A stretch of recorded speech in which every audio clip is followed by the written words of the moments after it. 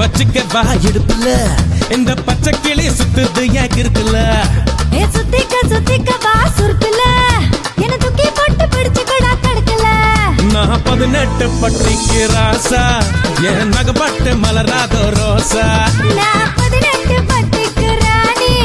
என்ன எங்காச்சும் கூட்டிட்டு போனி பசிக்காம தொட மாட்டேன் ருசிக்காம விட மாட்டேன் பசுக்குன்னு தரமாட்டேன் பசுக்குன்னு விட மாட்டேன் குத்து குத்து நீ கம்மனு தான் பாய கொஞ்சம் பொத்து